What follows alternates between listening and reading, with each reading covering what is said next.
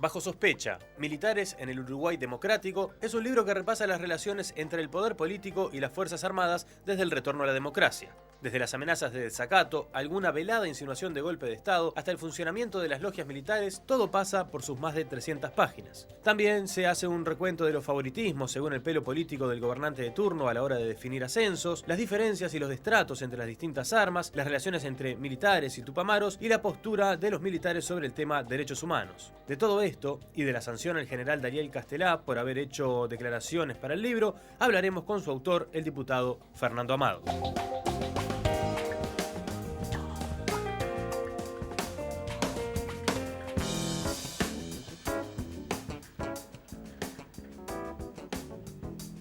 Muy bien, y es un gusto estar recibiendo al diputado Fernando Amado. Bienvenido. Bueno, muchas gracias. En realidad, en este caso, en la condición de investigador y escritor, ¿no? Es un gusto estar por acá.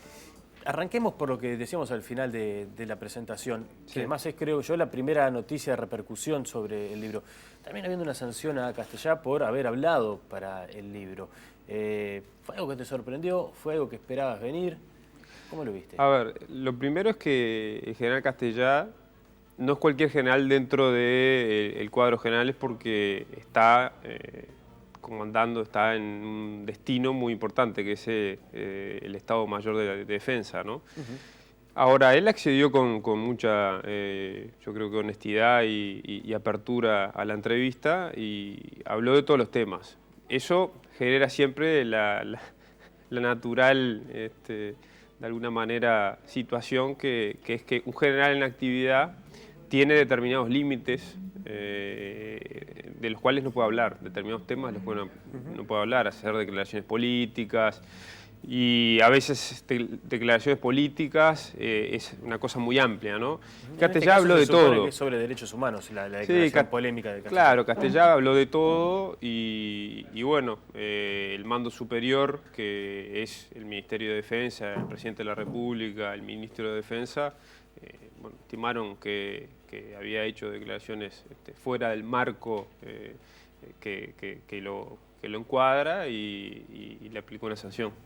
En este caso lo que dijo además es que, o por lo menos lo que trascendió ayer en el semanario de búsqueda como motivo de la sanción, es que dijo que bueno, no se iban a dar más datos de militares, entre otras cosas decía que quien los diera y quien reconociera haber, por ejemplo, matado a una persona o haber generado su desaparición forzosa, era alguien que no le iba a perdonar ni la madre, ¿no? Esa fue como la... Sí, esa fue una declaración, yo creo que muy fuerte hacia adentro también de la interna militar, ¿no? Porque de alguna manera con esa frase está blanqueando un sentimiento que seguramente no es solo de él, ¿no? Sino que es de muchos más militares. Y que hace referencia a camaradas, a compañeros. Y que hace referencia, exactamente, o sea, como que rompe un poco con lo corporativo, que de repente fue algo que fue una constante durante mucho tiempo dentro de las Fuerzas Armadas, en la década de los 90, por ejemplo, y principios del 2000.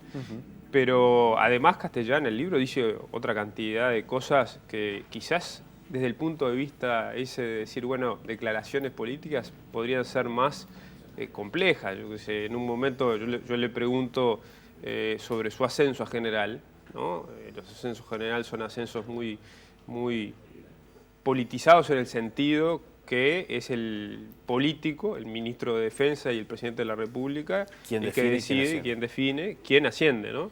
Hay una cosa interesante en el libro, porque bueno, creo que apuntabas a eso, cómo muchos de los ascensos se terminan definiendo en base al pelo político del gobernante de turno y su coincidencia o no con el ascendible, digamos, con el coronel que está en posición de llegar a general. Es como que en realidad depende del gobierno y depende de la circunstancia histórica el factor que ha influido más al momento del ascenso.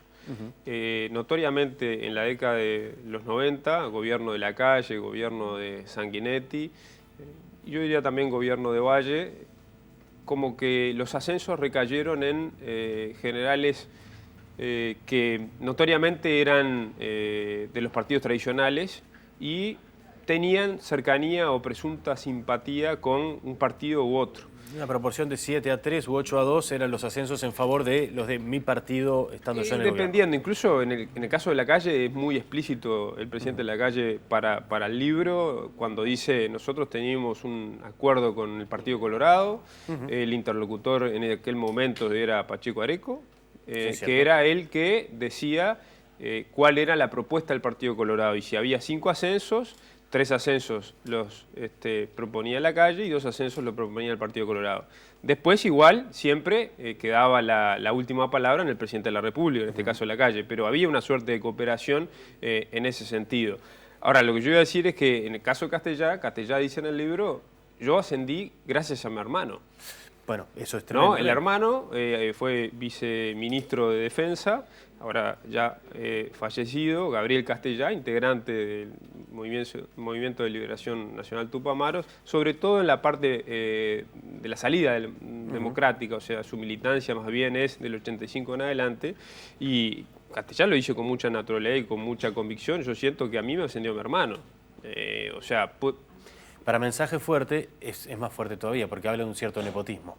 Sí, o sea, en realidad habla de ese regateo que hay en la instancia de la elección de las cúpulas militares, en donde lo más importante es el factor confianza. Y el factor confianza, dependiendo por eso de en qué momento analicemos, ha pesado una cosa u otra. En este caso, hay que imaginarse y hay que tratar de generar ese especie de... Claro, un gobierno de izquierda que llega por primera vez, que no tiene militares afines, al menos en la teoría uno puede presuponer eso, ¿a quién va a tener confianza? Y bueno, si hay un familiar tan directo y cercano, eso da un marco de confianza de repente. Pero es notorio que el Frente Amplio tuvo un desafío enorme cuando se iba aproximando a ser mando superior de las Fuerzas Armadas porque había ganado el gobierno nacional. El Frente Amplio había cultivado durante prácticamente toda su existencia una relación muy fría, muy distante y a veces antagónica, ¿no? hasta antagónica a las Fuerzas Armadas.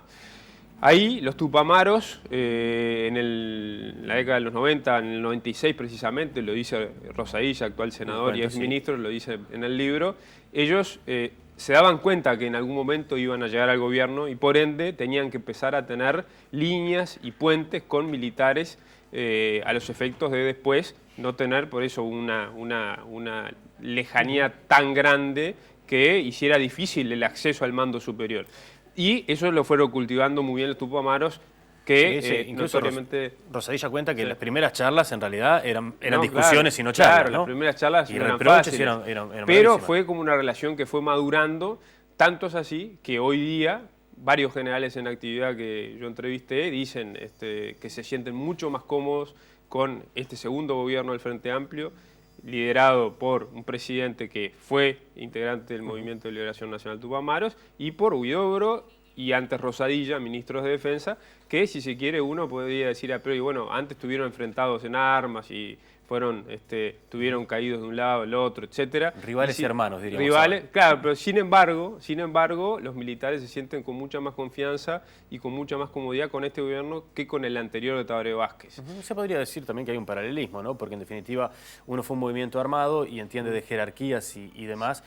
Comprenden mucho la lógica militar, entienden mucho la lógica del combatiente y los códigos de honor y demás. Yo diría que, claro, hay una cantidad de códigos que ellos comprenden y que se acercan a la temática militar, yo diría que un poco más desprejuiciados que otra parte del Frente Amplio que se le hace muy difícil acercarse al tema militar sin prejuicios, ¿no? Bien, me están viendo que cierre, pero hay algo más que te quiero preguntar y en este momento se me trancó la neurona. Pedro Aguerre, no recuerdo ahora si padre o hijo, en este caso sería porque uno es un militar retirado y el otro es el comandante en jefe, dice en el libro que el ejército de hoy es golpista. Y a mí me pareció que es una Pedro afirmación... Aguerre, padre. Padre, exacto, el que está fuera de retirado. Sí, es lógico, está bien, el hijo no podía hacer una afirmación así. Es una afirmación tremenda y de parte de un individuo que, con muchas diferencias con otros militares, pero igual conoce la interna, ¿no? ¿Qué pasó con esa afirmación? Porque a mí me resulta más curioso que haya trascendido y haya sido motivo de sanción lo de Castellá, y que el hecho de que un militar de peso como Pedro Aguirre Padre diga que el ejército de hoy es golpista, estamos hablando del año 2013, a mí me generó escozor.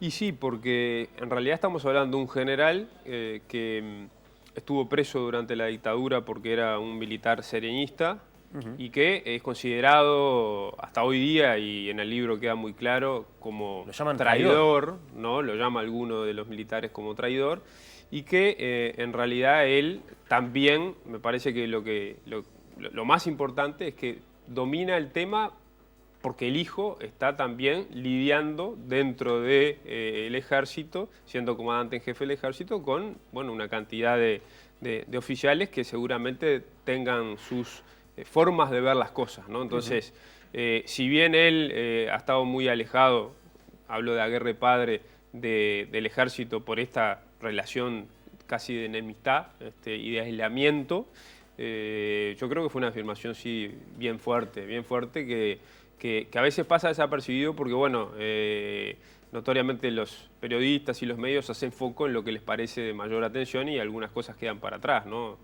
Incluso, por eso yo te decía, de Castellá a mí me pareció que había otro tipo de afirmaciones que capaz que eran mucho más de tinte político que la que hizo sobre los detenidos desaparecidos, pero bueno.